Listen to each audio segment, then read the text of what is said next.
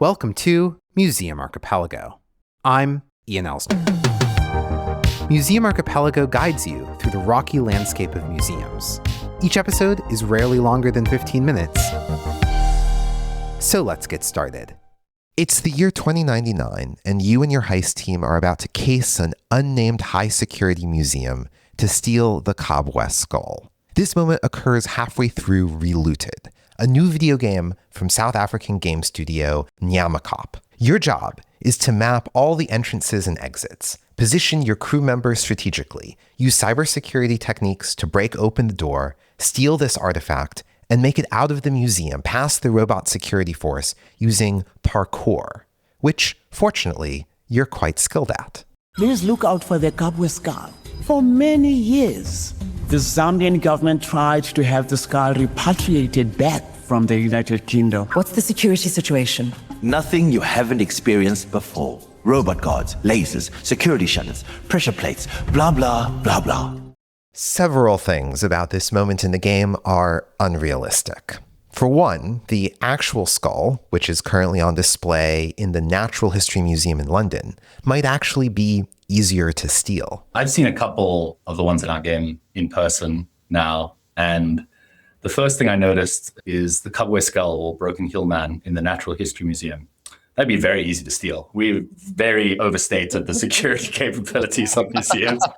I have a video of, it's only 20 seconds long, of the distance from the skull to the exit. I'm like, wow, okay, that wouldn't be very fun.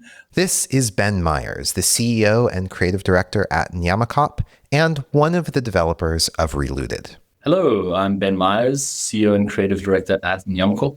I like to be known for making cool video games. But there is a very realistic, damningly realistic, fact at the heart of the game. The Kabwe Skull is just one of about 70 real-world objects you heist during the game. And every single one of them was taken from the African continent and currently sits in a Western museum or private collection. I think there was a French government report that came out in maybe 2018. And that estimated that 90 to 95% of all African cultural heritage is kept in museums off the continent. So the scale of it is like really absurd. I mean, it's hundreds of thousands, maybe millions of pieces in like Western museums. The major problem was like not, finding artifacts, but which ones? There were so many artifacts, really so many, but we couldn't put them all in the game. Otherwise, this would be the world's longest game. This is Mohale Mashigo, narrative director at Nyamakop, and one of the developers of Relooted. Hi, my name is Mohale Mashigo. I'm the narrative director at Nyamakop, and I like to be known for telling great stories, living in a fishing village, and having a cute dog. The Kabwe Skull was discovered in 1921 by miners in the Kabwe mine in Zambia, then the British colony of Northern Rhodesia. The skull is roughly 300,000 years old, predating modern humans, and was promptly shipped to the Natural History Museum in London, which at the time was a department of the British Museum. About 10 years after Zambia became independent from colonial rule by the early 1970s, the National Monuments Commission formally requested the skull from the museum.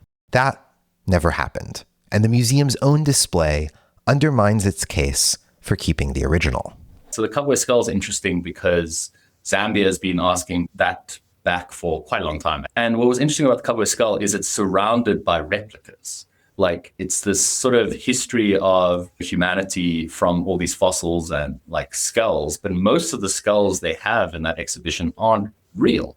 So it just speaks to how like it's completely unnecessary for them to have that exact skull when all the other ones surrounding them aren't real either. And most of the people going to the museum aren't going to notice that anyway. I've been to a lot of museums in Europe and have sort of seen these things, but they feel so out of context. It's kind of like, this is the name of the thing, a very small write-up that doesn't feel humanizing or it doesn't feel human. And then actually working on them in the game is, oh my goodness, this is a big deal to a community of people, and how it's taken is also a big deal. So being in a museum, and I love going to museums, it felt so disconnected seeing it, but actually writing about it and learning about it was something entirely different. The Kabwe Skull is one of the higher profile repatriation cases, but many of the 70 artifacts in Relooted don't have that kind of visibility.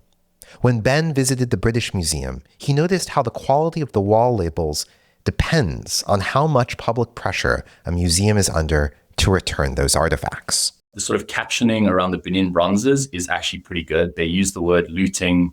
They speak about where it happened, how they got hold of it. But this is what's interesting is like when there isn't that external pressure or awareness, the way the museums talk about the artifacts in the collection is not as great. So like in the far corner away from the Benin bronzes in the British Museum, there is a display of something called Ndome shield. Yeah, Ndome shield from Kenya. Yeah, from the Kikuyu people. And we have one of them in the game. And when I was reading about the research, it became clear that these are passed down from father to son as an initiation ritual. It's a deeply personal, familial object. And that none of that is really mentioned in the caption. And it's either consciously or unconsciously getting away from the question of why do you have this and why is this here? Because if you understand that it's this deeply personal, familial object, you might be a little unsettled about it being there and being displayed in the way it is displayed. Both the Benin bronzes and Ndome shield are artifacts you can steal back in the game. Before every heist, you and your team hold a briefing. Mohale and Ben built the game's artifact displays and dialogue to detail information about the object. We made a very conscious effort to say, this is what's so important about this artifact, how it was taken, and the repercussions of it having been removed from where it's from. So in many ways, yes, it's like a digital museum. And the fact that a heist briefing inside a video game does a better job at contextualizing these objects than the museums that currently hold them is another damning detail that the game designers didn't have to invent. In Relooted, you play as Nomali, a young woman in 2099 Johannesburg, whose grandmother, Professor Grace, spent years trying to get stolen artifacts returned through official channels and got stopped every step of the way.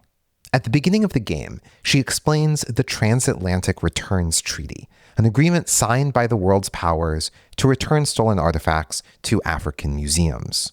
This treaty is also fictional. No such agreement has been signed, but the way Professor Grace describes museums wiggling their way out of actually returning the artifacts sounds very real. There's an old clause in the treaty that uses the words public display. Basically saying all artifacts that are currently on display to the public need to be returned. Museums are now using that old clause to basically remove artifacts from public display under the auspices of changing exhibits, maintenance, etc. They don't intend to put these artifacts back on display and are also not disclosing what they have in storage. They intend to have these on display for private viewings instead. Can't give back what you don't have. Exactly. But that also means they cannot report the artifacts missing or stolen. Stolen? Who's stealing them? Us. In the real world, these types of slow-rolling shenanigans are exactly what museums do. The British government agreed to negotiate on the Kabwe Skull in 2019, but no progress has been made. But it's so difficult to get these objects back. It's so complicated. And I think that's what it speaks to. But it also speaks to like the dodgy ways they were acquired as well. Like the Kabwe Skull, it's like at the time it was taken, there was literally a law saying, like a British colonial law saying, do not remove human remains, do not remove cultural relics from the country. And they did that and then donated it. So it's like even acquiring of the objects sometimes broke the law that they themselves had. And the current UK defense for keeping the skull is that it's technically not human remains. It's too old to qualify. So the repatriation framework doesn't apply. It doesn't seem inconceivable that these museums will manage to hold on until 2099. Because there's been so much red tape just constantly. And I thought, what if even 100 years from now, they're still doing it and they're still finding ways to be like, well, you know, because right now it's you don't have enough museums or whatever, or we couldn't possibly hand it over because then we'd had to hand over everything. And even if they're trying to do something, there'll always be fishy business going on. The setting of 2099 also allowed the game designers to do something that Mohale says is rare. Imagine a prosperous African future. Very rarely do we have an opportunity to imagine Africa in the future, and I'm talking about Africans imagining it, often it's like some kind of like lo-fi scrapyard, junkyard or whatever. People are kind of suffering in this. It's like the world is falling apart, but everybody's got holograms and they're selling body parts. And it's always something very gruesome when people imagine Africa in the future.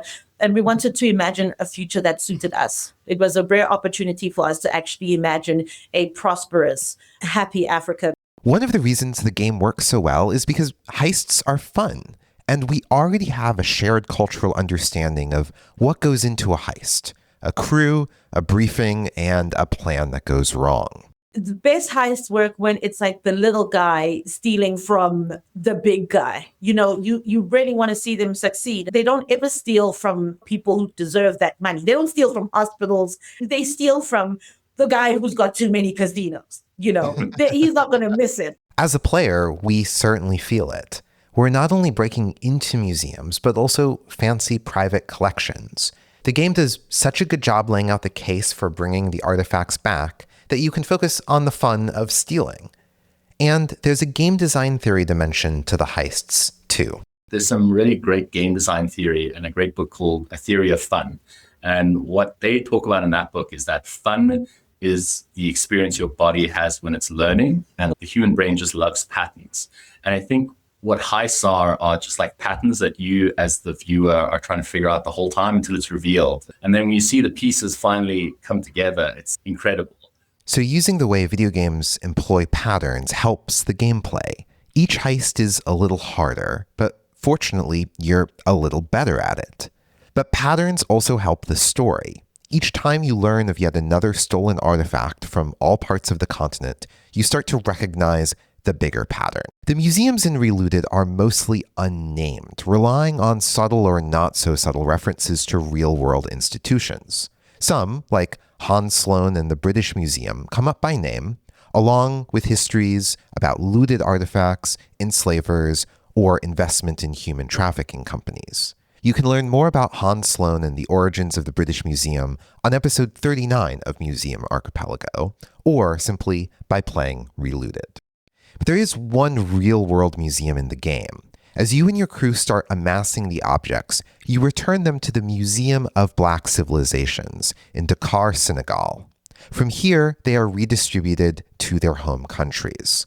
The Museum of Black Civilizations was the dream of Léopold Senghor, Senegal's first democratically elected president. The game for a long time was called Senghor's Rebels because Senghor was the first democratically elected president of Senegal, but he was a poet before he went into politics. So when he became president, he put all this money into the arts in Senegal, but his dream was to always have this one museum in Dakar, Senegal, where he could bring culture from across the continent into one place. And he died before he saw it happen, but that is the Museum of Black Civilization. In the game, the design team recreated the facade of the Museum of Black Civilizations, which at the start of the game is a vast, mostly dark hall. As you advance through the game and bring objects back to the African continent, a plinth lights up containing the artifact that's been returned. This cleverly serves as the in-game progress bar. When I was reading interviews and doing research about it, it seemed to be that the curators were alluding to the fact that the museum had deliberately largely been left empty because they were waiting for all artifacts to come back from the West. Someone did a review recently where they literally posted a video of them visiting it, and it was just this like empty space. Even on TripAdvisor, there are like 2-star reviews being like, there wasn't a lot to see, which is very on the nose. Oh, no. So it was a very it just felt like a very poetic way to represent the sort of scale of it. Relooted is a triumph. It's genuinely fun, while also being one of the most effective pieces of advocacy for repatriation I've ever encountered. If you spend any time at all thinking about museums, go play this game. Working on the game definitely changed my relationship with seeing objects in museums, because there's so much about these objects that isn't like put in the captioning. And I find it deeply unsettling now to go to somewhere like the British Museum, because I feel like I'm just surrounded by this sort of scale of looting and lack of information about how this stuff got there. So I feel like physically uncomfortable in this space, and I can't really last there. So yeah, it was very interesting how that changed my relationship. Relooted is available now on Steam and Xbox. This has been Museum Archipelago. Heist narratives are one of the most common ways our culture critiques museums. So, on Club Archipelago, we critique heist movies. We've watched National Treasure, How to Steal a Million, Top Copy, The Thomas Crown Affair, Ocean's 8, Museo, The Maiden Heist, and over a dozen other movies and TV shows. If you want to hear us talk through all those films and why heists in museums keep showing up together, join Club Archipelago for free for 7 days at jointhemuseum.club. We'd love to have you. For a full transcript of this episode, as well as show notes and links, visit museumarchipelago.com. Thanks for listening. And next time, bring a friend.